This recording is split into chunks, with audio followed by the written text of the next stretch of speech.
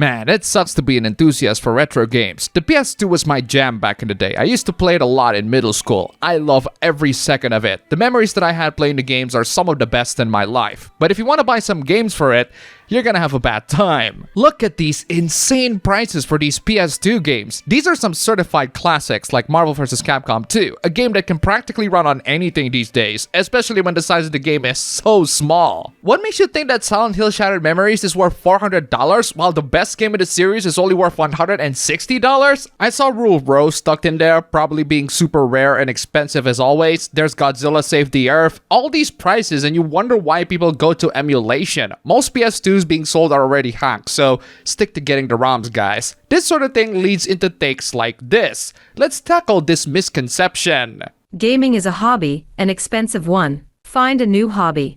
Nah, photography is more expensive. I was a poor Indonesian kid. When everyone was playing with their PS2s, I was playing Crash Team Racing on PS1. When everyone was shouting at each other in Call of Duty lobbies in their PS3s and 360s, I was playing Resident Evil 4 on my PS2. When everyone was PC gaming at the highest end, I was playing Deus Ex and Half-Life 1 on my HP Mini. And yet, despite being an adult, having enough cash to buy the latest gaming consoles, and having two perfectly functional gaming laptops that can play modern games, I still would rather play old games. Also, everyone has phones now. Poor people can afford them. Their jobs depend on them. Mobile gaming is one of the biggest entertainment industries in the world. So, no, gaming is not an expensive hobby. It's only expensive if you make it so. Gaming can be an expensive hobby thanks to these retro games being sold for ridiculous prices, but you can make it cheap by obviously not buying these retro games at these prices. This isn't about collecting games, this is about playing them. If you have older consoles,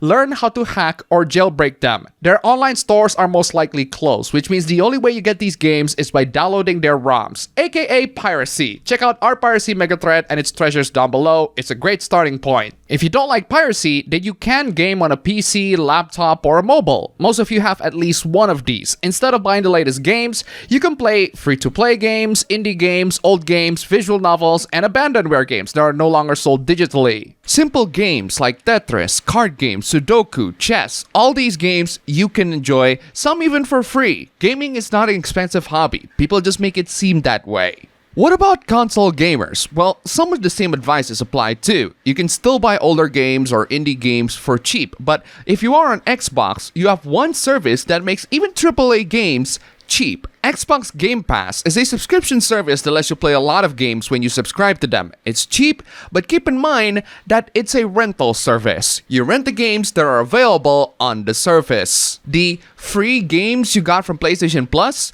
those are not free games. You rent the games from PlayStation Plus when you have PlayStation Plus. So no, you do not own games by subscribing to Game Pass or getting free games from PlayStation Plus. But what about when you buy the game? Wouldn't that make you own the game? Not really. It's tied to your account. If that account is banned or you lose your password, your games are lost. Then how about physical copies? Yes, you do own them when the disc works, but what if it's a download-only game? What if there are no physical copies available? What if you have the physical copy of an old game that's no longer compatible with the next generation consoles? This is why pirated copies are the best. There are many more gaming and tech hooplas to discuss, but before we get to all those, here's a pretty butterfly. And also, I just want to say huge thanks to all these wonderful sponsors. You are all fantastic. If you want to see your names among these legends, then check out the links down below, just $1. And you have supported this channel a lot. Seriously, thank you so much.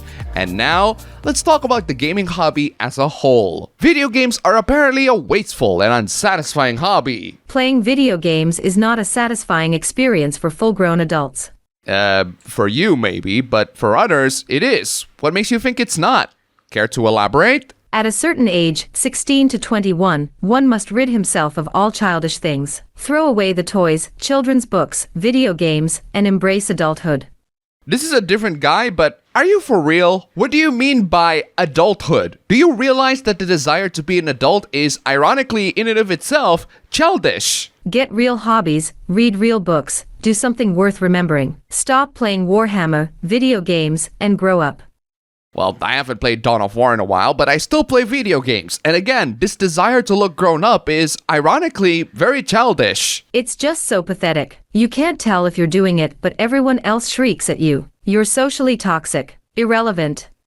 Are you talking about us or are you talking about yourself? Man, what's with the disrespect towards video games and hobbies in general? And for that matter, what's with the disrespect to aspects of video games? I get that music tastes different from person to person, but this is quite the take. Reminder that video game original soundtracks are not real music, and you should feel bad for listening to them.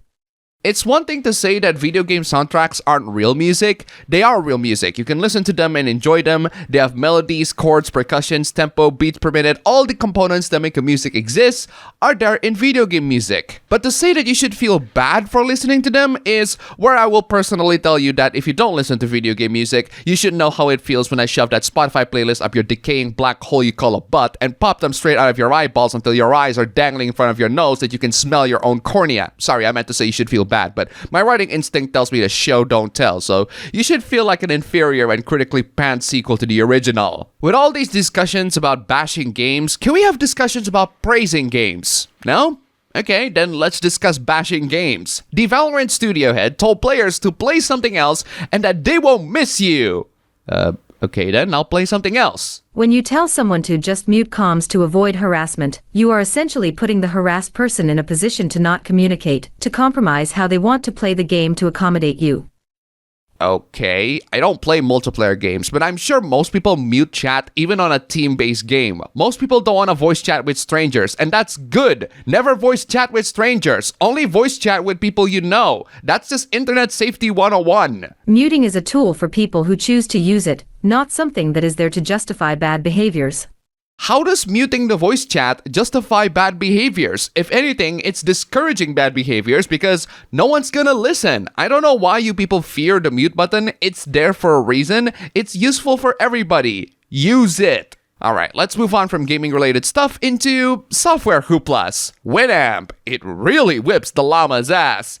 Yeah, no one is using it anymore. I've been using AMP as my audio player both on Windows and Android. It's great in so many ways, but WinAMP is making a return by offering their source code. Whoa! WinAMP is going open source now? WinAMP is gonna be transparent and let people tinker and change and make forks of their software however they like? Open source is not currently planned. Hold on. I thought you said that the source code will be available. Which one is it? Well, they're technically not wrong in that it's not open source because there's still an official version of WinAMP, and there's a sort of open source version going by the name Free Llama, which unfortunately doesn't whip as much llama's ass. Ah well, I guess I'll stick to AMP then. Seriously, AMP is great. I recommend it. Also, check out File Converter and JDownloader 2 to download high-quality videos from YouTube. I recommend them. But among the common software, there's still one software to rule them all, and that is an operating system. I talked about how Windows 11 is a functional OS buried by a lot of trash and garbage. This only furthers my point. Remember the Windows 11 feature that tracks everything you do? The recall feature is only available on Snapdragon X and ARM processors, but if you do have a PC that has that, the feature is enabled by default as soon as you open Windows for the first time. If you want to disable it, you need to go to the options menu and disable it manually. That's the problem with Windows 11. It's buried by a lot of garbage, and Windows 11 enabled a lot of these by default, including the crazy number of ads. Thankfully, people catch up to this and let others know how to bypass this garbage, and this just came in. They are now changing a lot of stuff due to the backlash. Eventually, the programs that I recommend like WinArrowTweaker will catch up to it. If there are more BS that I'm seeing from Windows 11, I'll call it out and let you know. And that's all for the video today. Thank you all so much for watching. If you enjoyed this video, please don't forget to click the like button and subscribe for more. Don't forget to check out my APB Show stream channel, link down below. Go subscribe as always. Thank you for watching, and I'll see you all next time.